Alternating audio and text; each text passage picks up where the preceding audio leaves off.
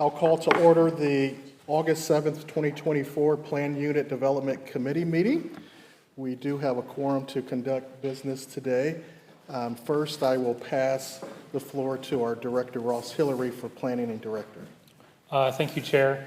Before you tonight, we do have two different committees that are meeting. First is the River Place PUD Committee, so that item will be first. And then once that item is complete, those River Place PUD Committee members are free to leave. We appreciate you in coming here for tonight. The second item that I want to mention is welcoming Drew Bender to the PUD Committee. So Drew, thank you for being here tonight. He has already signed the oath of office, so he is ready to go for PUD Committee. And with that, I will turn it back over to you. Thank you. Thanks, Ross. Welcome, Drew. First matter is for our River Place PUD Committee. It is case number PUD-24-12, a request to approve architecture for a new commercial development in the River Place PUD, generally located north of 96th Street and west of Allisonville Road. And we have the staff. Can you turn the mic on, Grace? And as a reminder to all PUD committees, have your mic needs to be green so we can hear you. Okay, sorry about that. Good evening. My name's Grace Wiley. I'm a planner in the city's Planning and Zoning Department. The proposed River Place commercial development is located at 9610 and 9611 River Place Drive, generally north of 96th Street and west of Allisonville Road. The petitioner is proposing a multi-tenant commercial development made up of 3 one-story buildings. The property falls south of the new River Place CRG apartment and townhome housing development shown in this image, and it's located east of the new Fisher's White River Park. The property is in the River Place PUD, ordinance number 090506. There will be 3 buildings in the development. Building A on the left will be approximately 12,800 square feet with 64 proposed parking spaces. Building B in the middle will be approximately 9,300 square feet. Building C on the right will be approximately 9,400 square feet. And there will be 106 proposed parking spaces shared between buildings B and C. The PUD's architectural development standards are included in the staff report for this item, and I've summarized them here. Items highlighted in yellow are standards this project does not comply with, but staff believes intent is being met. The pitch of the sloped roof elements is 112 instead of the required 512, and each building only contains 1 sloped roof plane, while the PUD requires 3 or more roof slope planes. Here are the proposed elevations for Building A, the one furthest to the left on the site plan. And here are the proposed materials for Building A. Proposed materials include brick for the majority of the facade, stone for the base, and fiber cement clapboard siding for the back of house west elevation. Here are renderings of Building A from different perspectives. Here are the proposed elevations for Building B, the center building. Here are the proposed materials for Building B. The materials include brick for the majority of the facade, stone for the base, and fiber cement clapboard siding for the back of house north elevation. And here are the proposed elevations for Building C. And the materials. The proposed materials include brick for the majority of the facade, stone for the base, and fiber cement clapboard siding for the back of house north elevation. Here are renderings of buildings B and C from the southwest and south, and renderings of buildings B and C from the southeast and northeast. And here is a view of from the southwest of the pedestrian plaza proposed to be located between buildings B and C. Staff recommends approval of the proposed elevations as presented, with the condition that all TAC comments are addressed. Staff is available for questions. Thank you. And I'm going to have petitioner Sean Curran come up and discuss the item. Thanks, Grace. Sean? Thank you. Good evening. Sean Curran with Curran Architecture 5745 Lawton Loop East Drive in Indianapolis.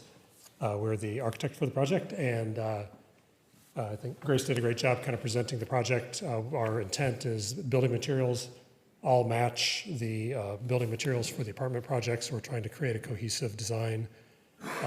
We're trying to do something a little bit more contemporary towards the road. Obviously, these aren't apartment buildings with more of a pitched roof, so that's why we've got more of the lower profile of the roof line. Happy to answer any questions you have. I do have building materials, if you guys would like to see that. Yes, please. Thank you.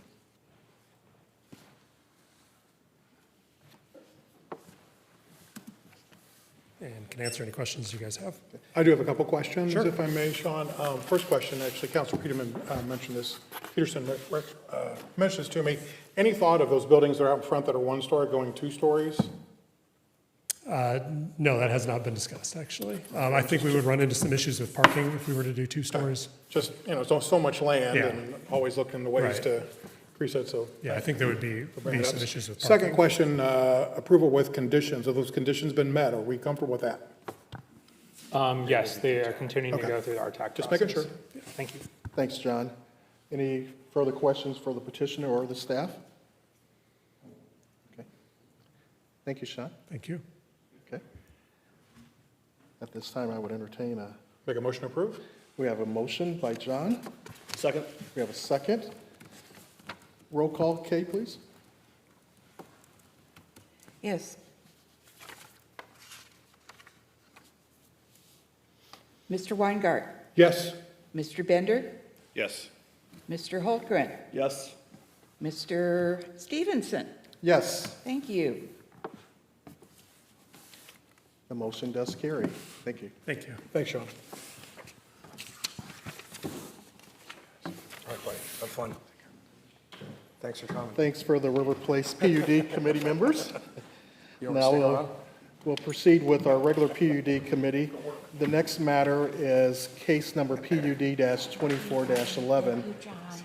A request to approve the architecture for a place of worship building addition within the Britton Falls PUD, generally located northeast of Southeastern Parkway and north of East 126th Street, St. John Vianney Catholic Church addition.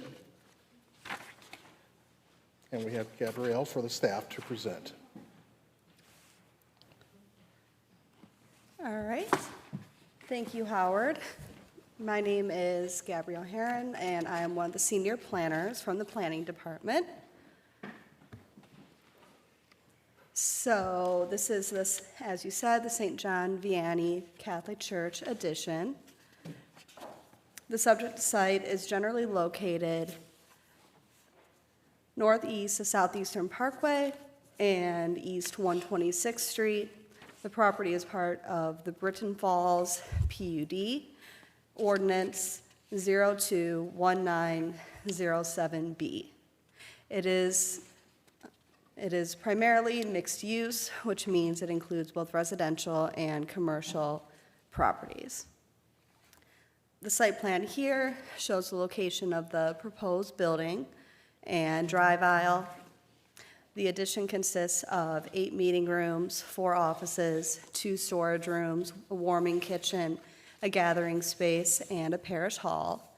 So as you can see here, so the existing building is on the right, and it's with the diagonal lines, and then the proposed is white, and then also just south of the proposed building addition is the drive aisle, the new drive aisle.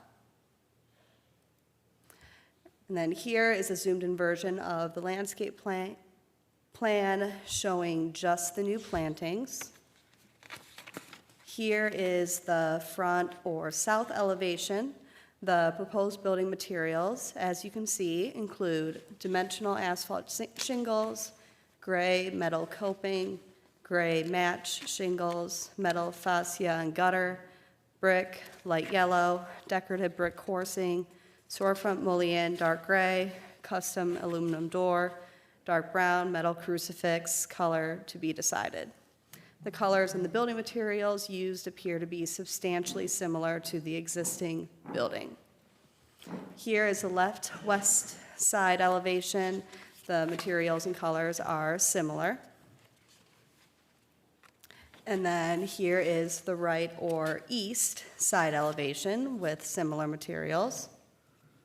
And then here is the rear or north elevation, again with similar materials.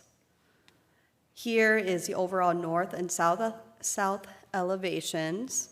So on the right of the screen is the existing building on both the north and south elevation, and then the proposed is on the left. And then here is an eye-level view of the south elevation of the building addition from the southwest perspective. And then this is an eye-level view of the north elevation of the building addition. Here is an aerial view of the existing building and addition. Staff recommends approval of the proposed elevations as presented with the following condition, that all TAC comments are addressed. Thank you, and then staff will be available for any questions. Mike, thank you. You may come up. Thank you.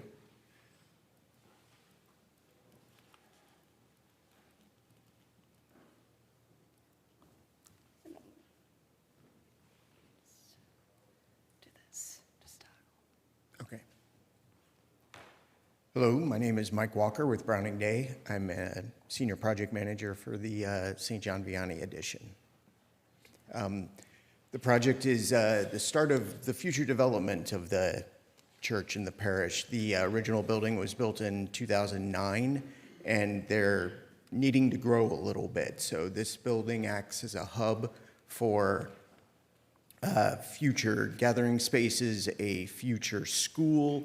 The existing church will ultimately become a gymnasium, and there'll be a new cathedral built a little bit south of this. But this is a very first step in what is a very big future plan for the property and for the parish. Is there any questions I can answer for you? No, thanks, Mike, for your presentation. Board members, questions for the petitioner or the staff? None? Motion to approve. We have, Sean has a comment. Sorry. First speak. Sorry. I guess, just one question.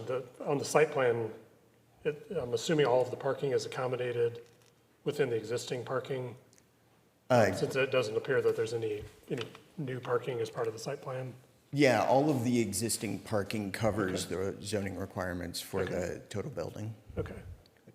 I think architecturally, the only question or concern that I have is the asphalt shingles versus the existing building having the standing seam metal roof.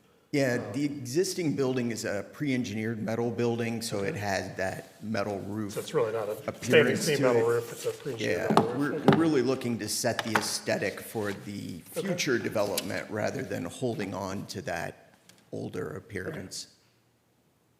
I can appreciate that. Thank you. I'll just No, I have, any questions. yeah, one quick question to piggyback on yours, Pete, from the last petition.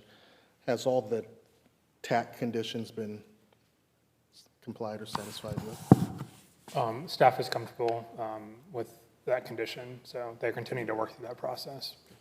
Thanks, Ross. At this time, I would entertain a motion. Motion to approve. We have a motion. Second. We have a motion and a second. Kay, roll call, please. Mr. Peterson, Yes. Mr. Curran, Yes. Mr. Bender, Yes. Mr. Stevenson. Yes. The motion carries. Thank you. Thank you. Next agenda item is Atwell Suites Saxony, case number PUD-24-3, a request to approve the architecture for a new hotel within the Saxony PUD, generally located west of Minden Drive and south of Erlene Drive. And we have Gabrielle once again for the staff to present. Hello again.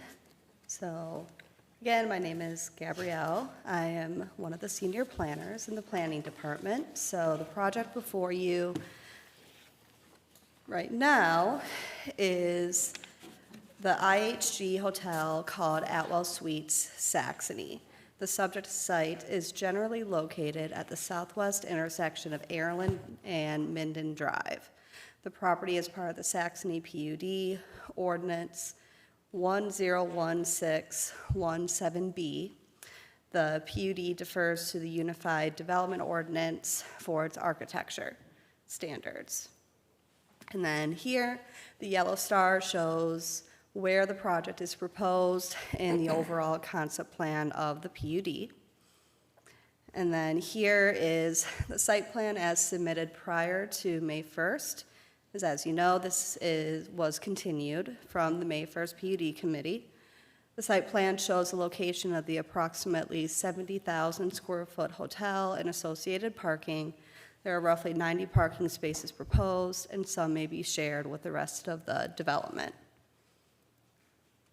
This is a site plan that was submitted prior to this PUD committee meeting. So they updated it. So one of the updates is a proposed feature located at the northeast corner of Minden and Airland. This is a sign. And then here is the west elevation this was submitted prior to May 1st. The proposed building materials include a white and red utility brick, black and red EFS, black fiber cement, and brown porcelain tile. You can see the colors on the slide. And then here is the west elevation as of August 7th. Some changes include parapet wall extension and a first floor masonry water table. And then here is the east elevation as of May 1st, so similar materials and colors to the west. Then this is the east elevation as of August 7th. Some changes that have been made include a parapet wall extension, first floor masonry water table, first floor window awnings, and northeast pedestrian entrance with larger windows in front of the fitness center. And then here are the north and south elevations as of May 1st. These include similar materials and colors to the west and east. And then some changes on these elevations include first floor masonry water table and pedestrian scaled lighting at the north and south entrance. And then here, the north shows the northwest corner looking southeast. The image to the left is from May 1st, and then the image to the right was submitted prior to this committee meeting. And then this is the northeast corner, looking southwest. The left is from May 1st. The right is from before today. And then southwest corner looking northeast. Left is from May 1st, so it follows a similar pattern. And then southeast corner looking northwest. Here are 3D renderings. This one is of the northwest corner, and it's at eye level elevation from the Airland Drive and Minden. And then this is the 3D rendering from the northeast corner of the site. And the left, again, is from prior to May 1st. To the right is before August 7th. And this is from the northeast corner. And then the next is from the southwest corner. And then the next is from the southeast corner of the site. And then here shows the southwest inside corner. This is as of August 7th. Here is a 3D rendering from the southwest inside corner as of August 7th. And it shows landscaping. And then here is the photorealistic image that was submitted as of May 1st of the northeast corner. And then these are the photorealistic images as of August 7th. From that same corner, the left has the feature or sign, and the right does not. Here are the photorealistic images of the northwest corner of the building. And the left was submitted prior to May 1st. the right was submitted prior to August 7th. And then here shows the surrounding character. These photos are the multifamily apartments to the east, west, and south. To the north is the to-be-constructed Silver Collection at Saxony. Staff provided public comment as an exhibit. So staff requests feedback from the PUD committee and has no recommendation. And staff will be available if you have any questions. And then the petitioner? Thanks, Gabrielle.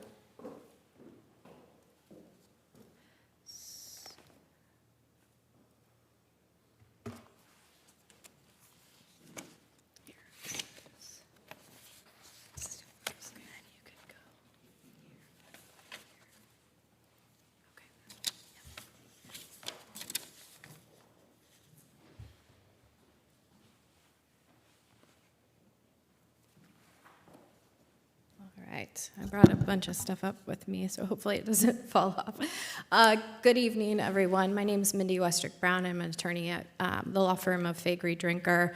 Appreciate the committee's work and allowing us to come back with a continuance and work with staff.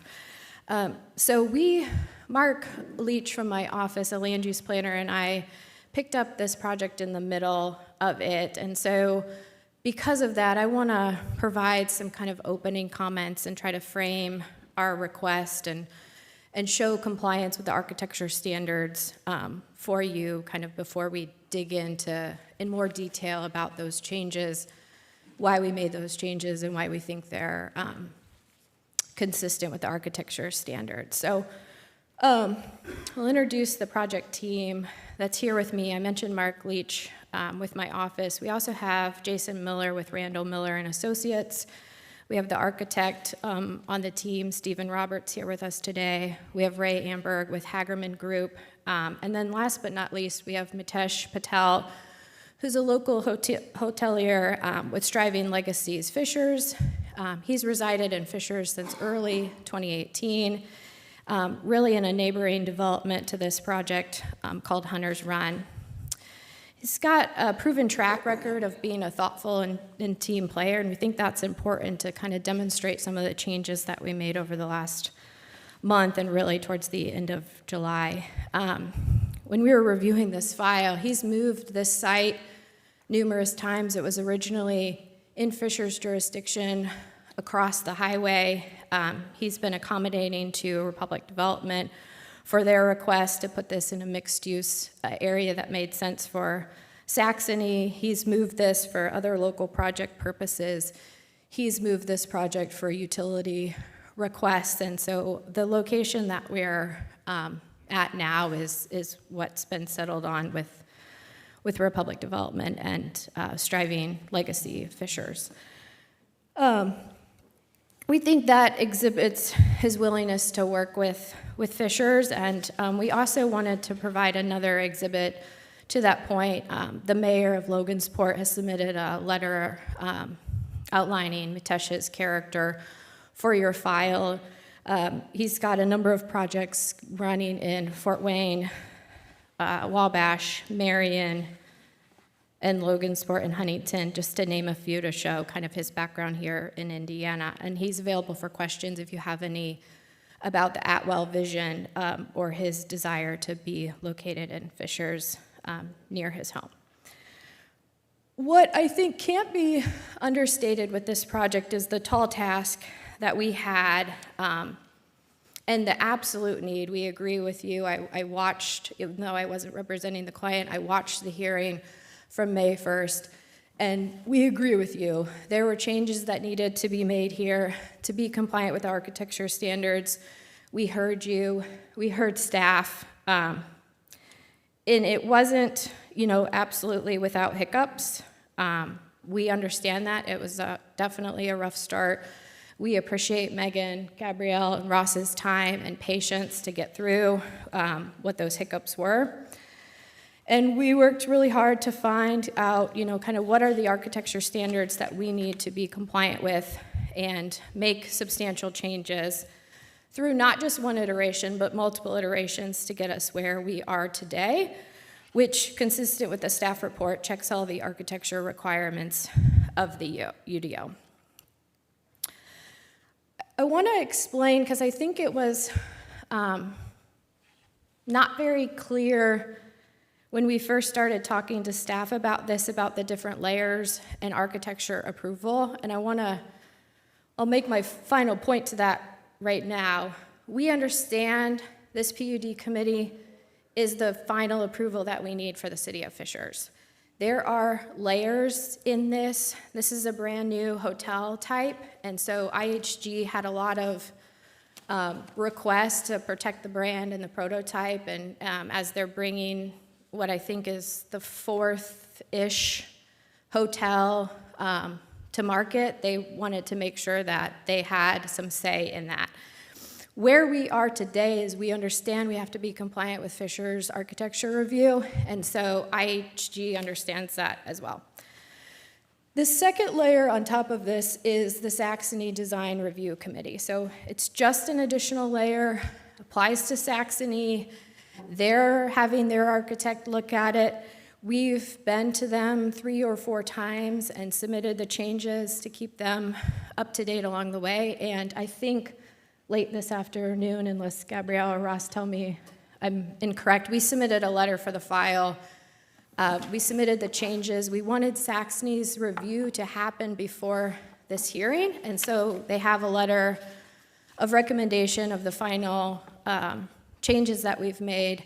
There are 2 conditions, and we can meet those conditions today, or we're willing to meet them tonight. So one is about that sign and bench at the corner of Minden and Erlin. That's something that we've submitted as an option. It's in the public right-of-way. If the city of Fishers would like us to do that sign and that bench, we're willing to have the conversation. That does need to go back to Saxony for final approval, but it is definitely on the table and can be done. If the city feels like that sign and bench is not necessary, that the extra large windows, the additional door, which is the 3rd entrance, and bench that's there, and the additional landscaping and the sidewalk paths there are enough to activate the that corner, we're happy not doing that sign and bench. So that's why there are options in your packet and what we've worked with staff on for that. But that is a condition of Saxony, and we're willing to comply. The second condition for Saxony relates to just some of the engineering and changes that need to be made. Again, easy compliance for us. Happy to comply with that condition. So it was important to us to have the Saxony approval before this hearing because we understood we didn't want to continue to be in a cycle of coming to Fishers, going back to Saxony, and vice versa. So that's where we are as of today. I want to also note that there's remonstrance to this project. We've reviewed it, we understand it, and it's really, from what I can tell, it's about the use and not the specific architecture standards. We understand that neighbors don't want a hotel at this location, but it's an approved use at this specific location, which is in a mixed-use designation, so it's going to be surrounded by potential other commercial uses. And we think it's important that this committee stays focused on our ask before you under the jurisdiction of this committee. With all due respect to the neighbors, Saxony, who's not our client in this situation, has been no stranger to the PUD committee, the Plan Commission, the city over the last 20 years as Saxony's been developed. The footprint, as you know, of Saxony is rather large.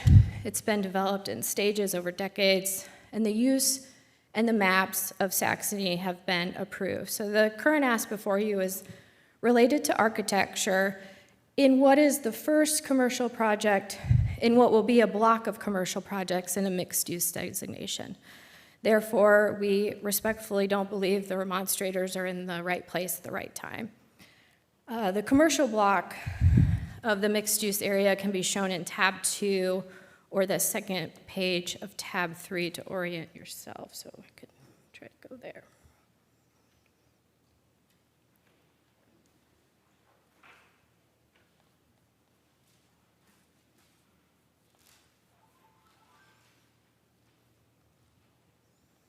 So here you can see a map that shows office building, potential restaurant, potential brewery in that vacant block at this time. All of that to be said, it doesn't change the fact that Striving Legacy Fishers wants to be a good neighbor. They think that this project can be a great neighbor. The hotel is now set up with some of the changes that we've made to be inviting to friends and family of patients at Saxony IU Hospital. It's just 2 blocks away. There may be extended family and friends visiting in Saxony that need a place to stay. And I don't want to get too far off of, kind of why we're here tonight, but the way the restaurant is set up, that additional entrance at the corner, the food offerings, the smoothies, the coffee, just provide a place for the neighbors to visit should they want use an additional amenity in Saxony. On my site visit, I saw a number of walkers, and we just think that some of the pedestrian activation that we did, the lighting, kind of helps bring this hotel more into the neighborhood. Now to get into the specific changes from May. As Gabrielle stated at the May 1 meeting before the committee, this specific PUD defers to the UDO for specific architecture standards, which we agree are important and necessary to comply with. Fishers has a strong UDO and attention to detail. Some PUDs are more restrictive, some are less restrictive than the UDO, and we think that's one of the reasons that Fishers has so many PUDs. The size and architecture of this 113-room hotel bring you a combination of a boutique hotel, which many of the features were modeled off of other successful projects in Fishers, and a short extended stay, which is kind of a perfect complement to, again, the 2 area hospitals, as well as the Saxony neighborhood.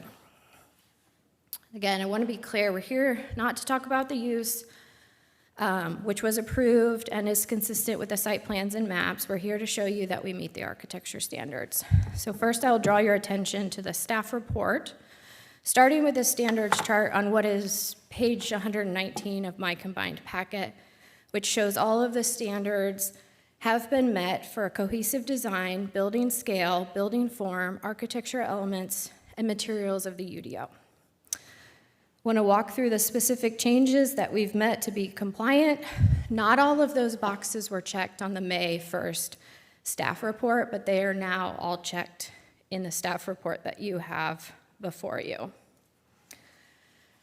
And we argue that showing compliance of all of those standards provides an opportunity for a yes vote in this situation, and should the committee decide to have a no vote, we would argue that it could only be for not meeting those standards. The standards aren't meant to be subjective. They're in place so this committee can decide and confirm the objective standards that have been met. Staff comments in May provided that there were more work to be done on pedestrian scale, roof modulation, color variation, to name just a few. Specifically, there was a request for metal overhang awnings on the first floor to bring the focus down to that first floor. We're happy to report we've depicted beautiful metal awnings over each of those rooms on the first floor. The brick wrap colors have been updated to bring kind of consistency of that terracotta color throughout the entire first floor. What is now the third entrance has been added with a bench and awning. Done creatively, there was some discussion about kind of how to activate that corner. The architects were able to get creative and cut out a staff bathroom, so staff will now need to use the public bathroom, but by removing that bathroom, we were able to create that second entrance, create an awning over it and a bench to activate that corner, and we think that was absolutely the right move to make based on comments of both staff and this committee.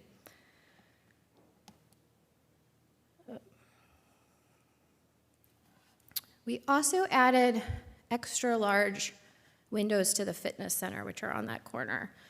There was a request for floor-to-ceiling windows. We did get agreement from staff to have these extra large, which are almost floor-to-ceiling windows.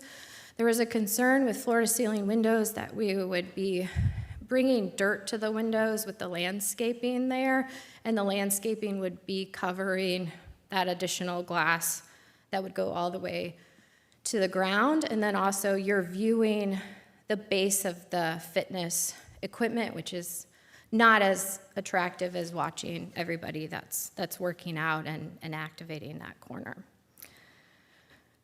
We added pedestrian path and lighting. The notch parapet plan was removed as requested. Modulation of the overall facade was added. The roof was altered to align with staff comments as well.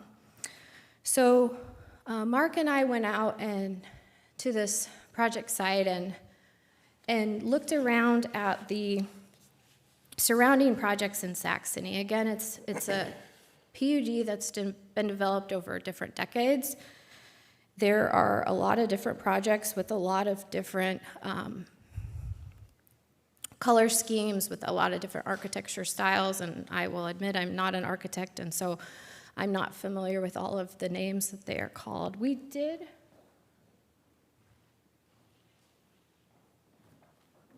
Do you all have these pictures? Can we see those up close? Yeah, can you give them copies? If it's okay, Mr. Chair, can we provide copies Yes, of you this? can. Okay, thank you. Yeah, I'll go there, but we give them each back.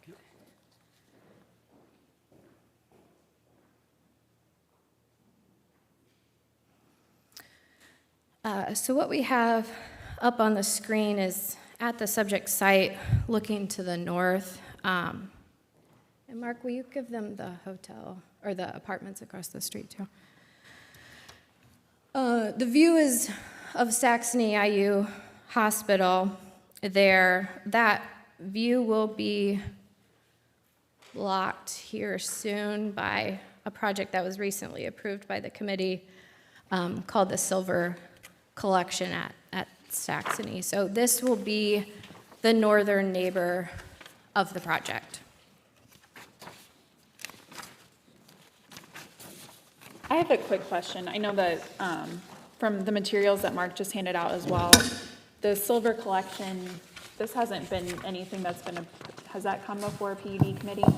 The Silver Collection is currently in the permitting process, so the PUD committee is complete, and they're going through the commercial building. Okay, thank you.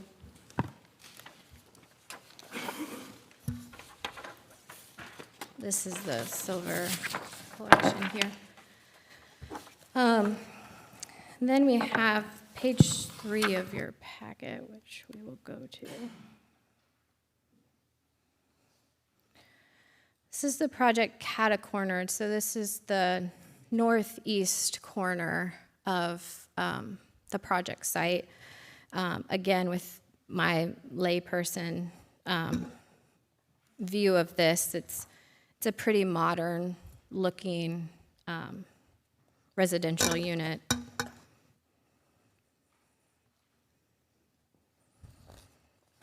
There's a couple more photos of that project. I thought this next one, so this is the residential project to the east of this. And what's hard to tell in this picture, but what I noticed on my site visit was the colors of these bricks are very similar to the color scheme of this project. There's a almost terracotta colored unit here.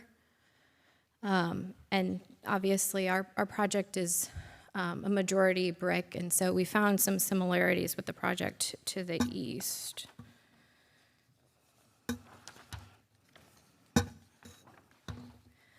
have some traditional housing units to the south here. Again, just different than the Silver Collection, the Catacornered project, and then the project to the east.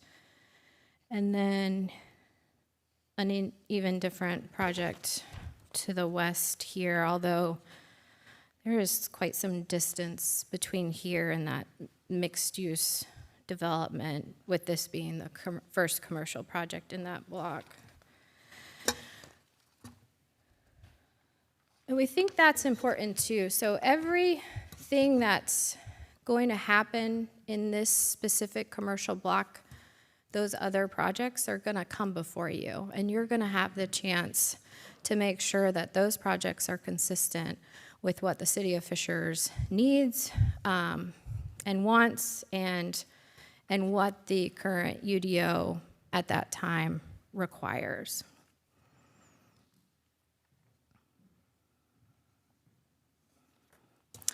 So I think with that, that concludes all my remarks. We've got a team of experts. Should you have any specific questions about the architecture changes, I'm happy to field them or bring up any of our project attendees as well. So thank you. Thank you. Thanks for your presentation.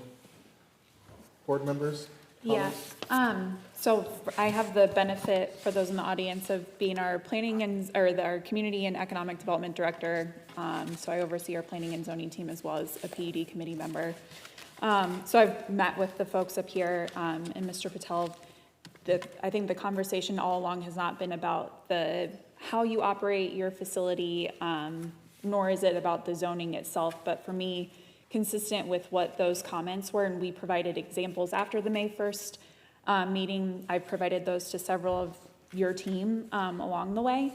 And I think that in at least one or two of the meetings that I was in, when we reviewed what those concepts are and what we believe is the right fit for the character of the overall development, while some improvements have been made, it's still, to me, and what I believe that our PUD committee is here for is, does the development fit the character? Does the architecture fit the character of the overall development? So for me tonight, it's going to be, and I'll let my other members share any comments, but for me, it will be a motion to deny, excuse me, this proposal. Thanks.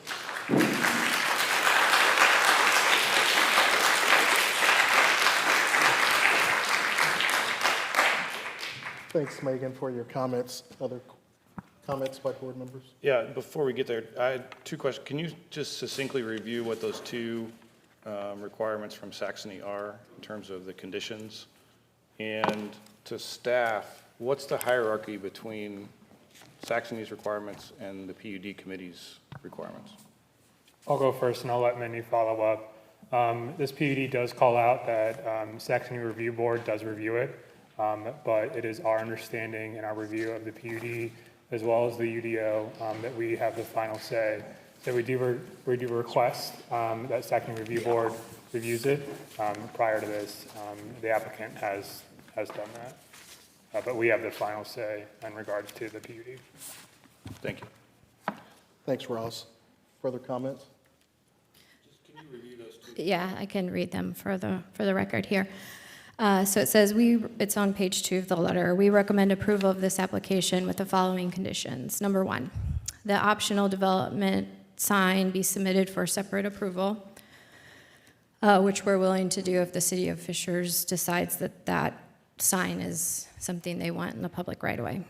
Number 2, the landscaping plan and grading plan are coordinated and submitted for back check, and the bench cut sheet is submitted for approval. So there was some concern about some of the drainage there and then some of the underground utilities as well, and so that's the reason for that requirement, and we're able to comply with that without a problem.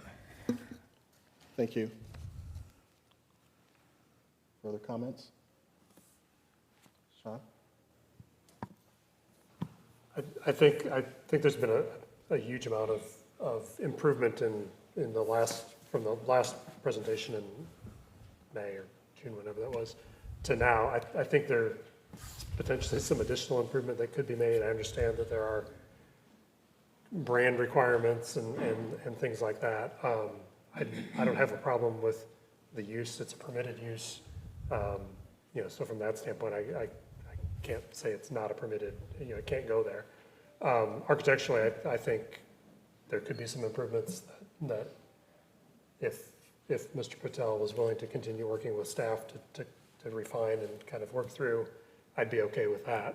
I guess those are my only comments. So, and Megan, with the examples that we provided to the petitioner, what comments were given back over what we said we felt complied with the character of Saxony? It was, as Mindy mentioned, the inability to do so as a result of the brand standards for Atwell Suites, which we deal with throughout the entire community. But we've also said no to those when they aren't the right fit and the right character for other developments.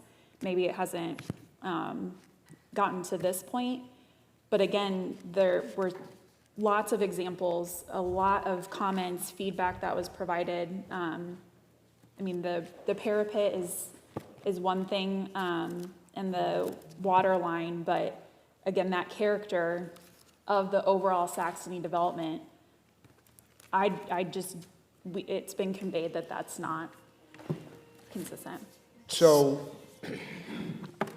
and I struggled with this for sure. Okay, I'll be real honest with you. I had a lot of conversations with a lot of people over this, and what I don't want to portray the city of Fishers doing is changing the rules after the game, right? I don't want that. I will say that I was unaware until I had a conversation right before the meeting that examples have been provided to the petitioner of what they want it to look like. Now, I get the fact that you got a brand and you got to do brand consciousness. I also get the fact that you've got a compliancy with the character of the area, right? So we're kind of at that impasse where we go, yeah, it's kind of a little gray area rule for sure. And I was not under the impression that we had provided those to the petitioner. I'll be frank. So then I went back to our lovely attorney over here, and he advised that, and I'll let everybody know that the PUD committee is set up with authority from the Planning Commission, correct? So we are an advisory committee to the Planning Commission. That Planning Commission is then advisory to City Council. So should we deny this architectural standard under the PUD committee, there is recourse for the petitioner to petition back to the Planning Commission, correct? If the Planning Commission denies, then you petition back to City Council for final reading, because that's where the buck stops, is what that. So with all that information there that I've received, I'm going to be on Megan's side on this one. I'm going to say no. So I'll just let you know.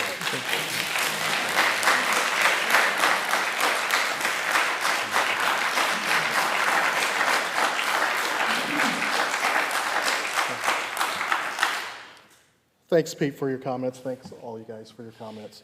And this one was a tough one for me as well. I'm reviewing all the documentation, but I'll have to concur with Megan's perception on this regarding the character of the Saxony community, and I would probably be a no on this as well.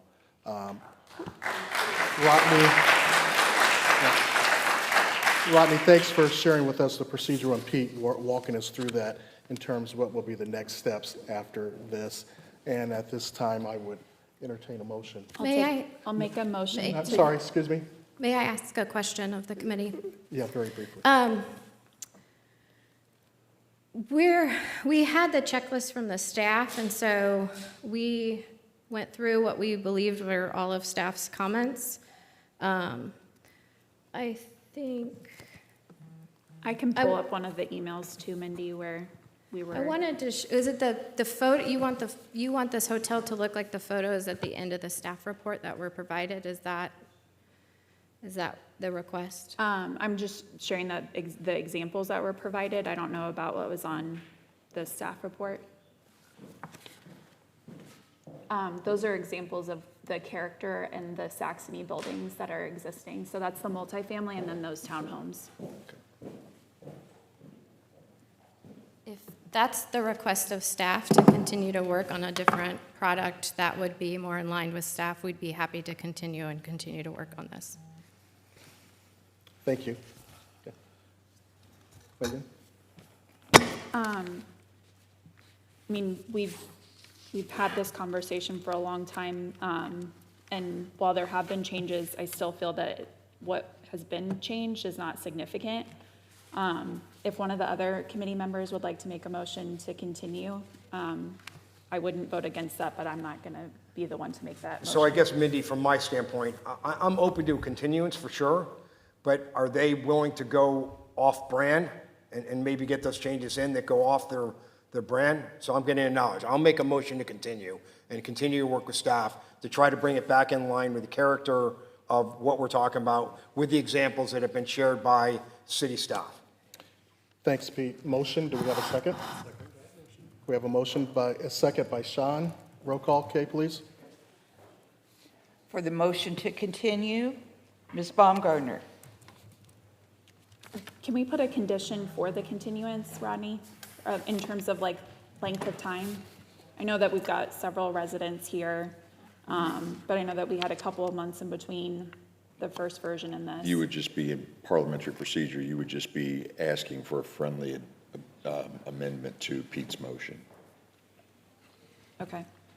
No, I'll vote in favor of the motion to continue as is. Thank you. Mr. Peterson. Yes. Mr. Curran. Yes. Mr. Bender. Yes. And Mr. Stevenson. Yes, the motion to continue has passed. Thank you. The next agenda item is case number PUD-24-8 for the Meyer Grocery. It's a consideration of a text amendment to the Fall Creek Marketplace PUD ordinance number 050106A to allow updates to the concept plan and the land use and development standards. And we have Gabrielle Herron for the staff. All right, thank you. Gabrielle, can you wait a minute while people walk out?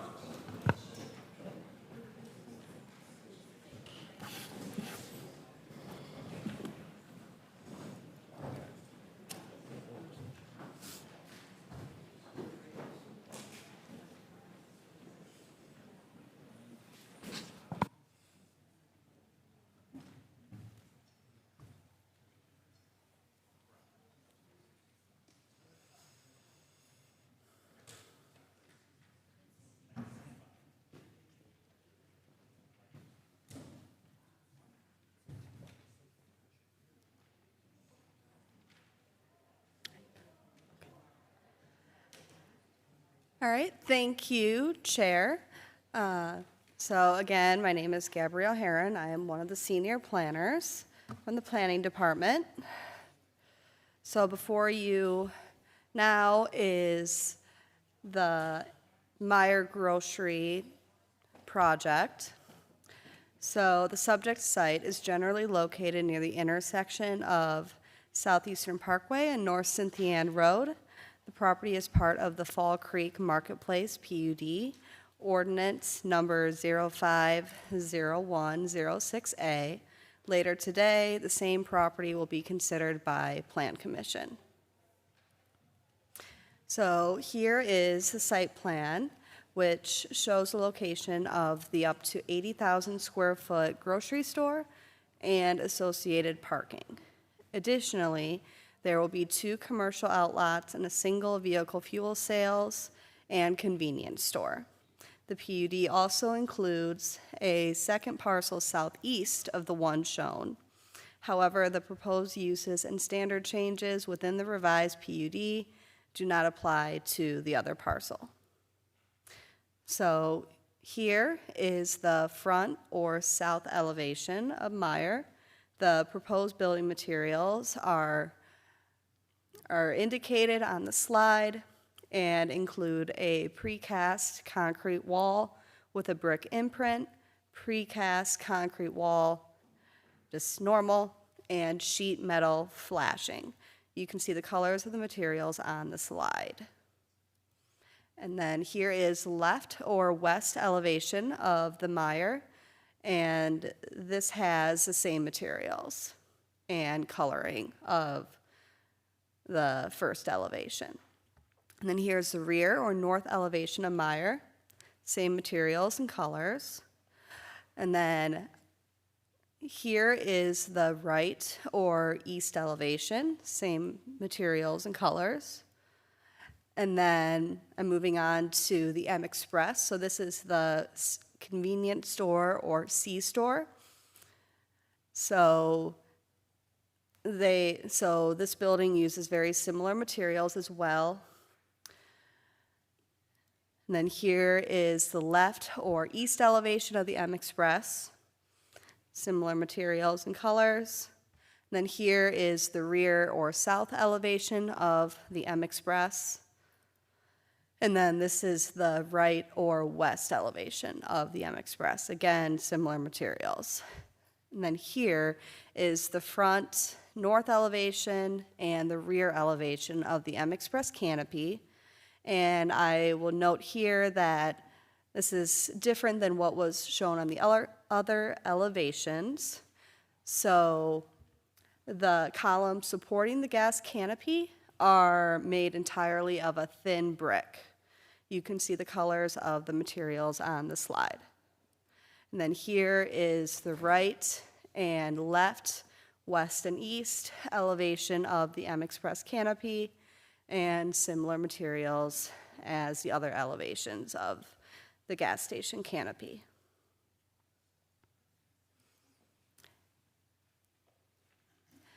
And then here is the aerial perspective. So this perspective is from the southwest corner of Southeastern Parkway and North Cynthian Road. And then this is another aerial perspective, but it's from Southeastern Parkway. And then here is the receiving dock perspective. The receiving dock is on the northwest corner of the subject property. And then here is the entry perspective. And staff has no recommendation. Staff is available for any questions. Thank you. And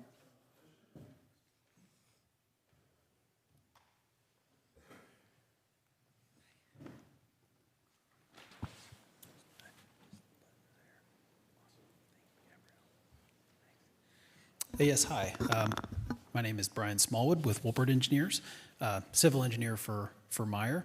I've also got some folks here with me tonight from Meyer. I think Gabrielle has really presented it well. We work closely with Gabrielle and Ross on this to address some of the concerns they had seen with the original elevations. Let's see if I can make this correctly here. Some of the modifications. What I wanted to do is just point out some of the modifications that were made to the building based on our coordination with staff. If you take a look at this perspective here, what we had done is we've actually raised the parapets around all four sides of the building to fully screen all the rooftop units. Another thing we've done is also you'll see in if I can not. Gabrielle, can you assist? Yeah.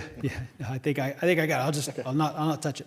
One of the things that we've done, if you'll look sort of on the left-hand side of this perspective, you'll see the variation in material type and the in imprint type in the precast concrete panels, color variations. We also have added the various awnings and articulation along the building. In this particular perspective here, which is the loading dock, which is obviously something that was of great concern, we've added what we believe is we've added that four-sided architecture, that continuation of the theme. Also, we're showing full-height screen walls on both sides of the truck dock. So that area would be completely screened.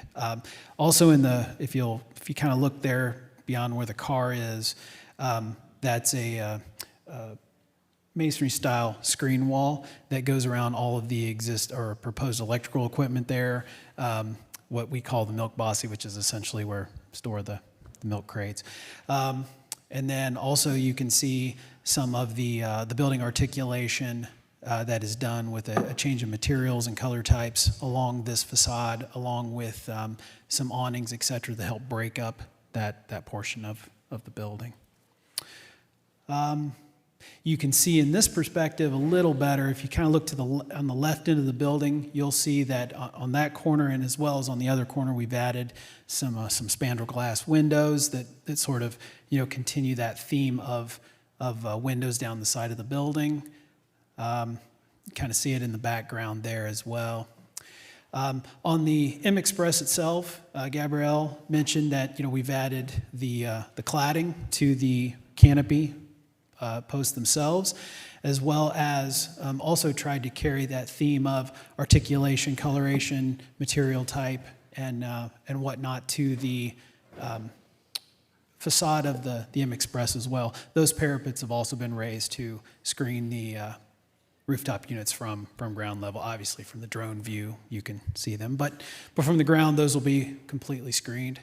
Also, part of, it's really a site plan issue, but what we've done as well from one of the original iterations is we've spun this building around so that we've got this dressed up presentation wall here towards the roadway versus the canopies themselves.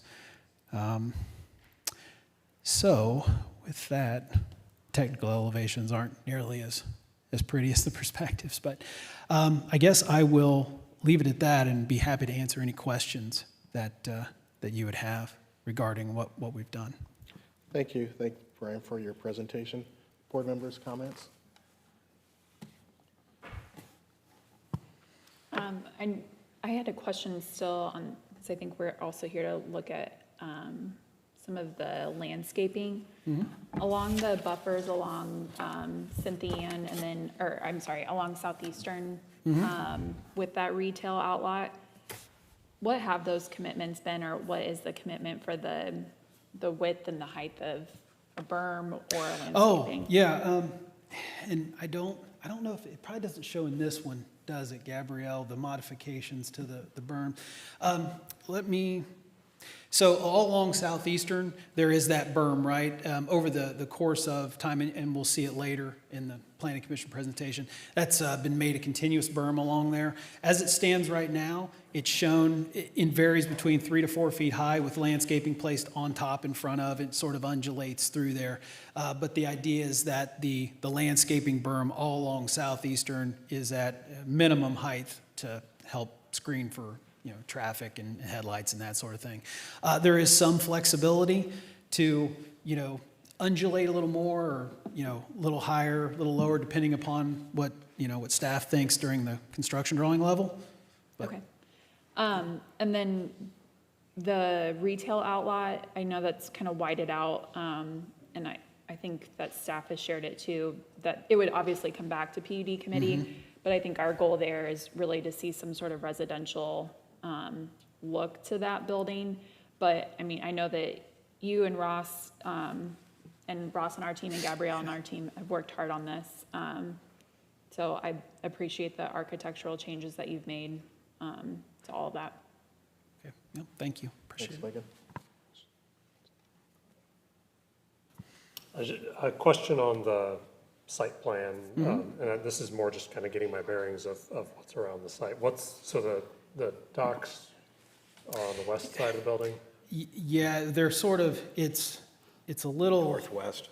Yeah, it's like northwest. It's a little odd because we're at a kind of a twist for actual directions. But yeah, if you look at this plan here, the docks themselves are up in the very sort of northwest corner of the building. And what are the uses to the north and to the west? There is obviously an area of vegetation and trees that remain. The school property is to the north, so like directly north of us is the wooded area, and beyond that, I believe, is the detention basin For the school. for the school, and then that whole service area kind of to the south side of the school where it comes down, and yeah, that's what's all north Okay, of so us. it's not residential backing up to it where you'd have trucks No, backing up? I mean, I Nope. believe technically it's that zoning because the school's in it, but it's all school property north of us, yeah. Okay. I think the only comment I would have from an architecture standpoint would be, I like that you flip the gas station so that the pumps are to the interior side.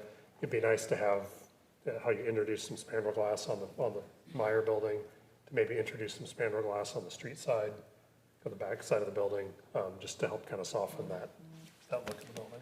But other than that, I don't have any other comments from an architecture standpoint. Thanks, Sean. Any other comments? If not, I would entertain a motion. I make a motion to approve. We have a motion by Pete. We have a second. Roll call, Kay, please. Ms. Baumgartner? Yes. Mr. Bender? Yes. Mr. Curran? Yes. Mr. Peterson? Yes. And Mr. Stevenson? Yes, the motion does carry. Thank you. Thank you so Does much. pass. Ross, staff communications? No staff communications. Okay, well, thanks a lot. That being the last agenda item, we are adjourned. Thank you.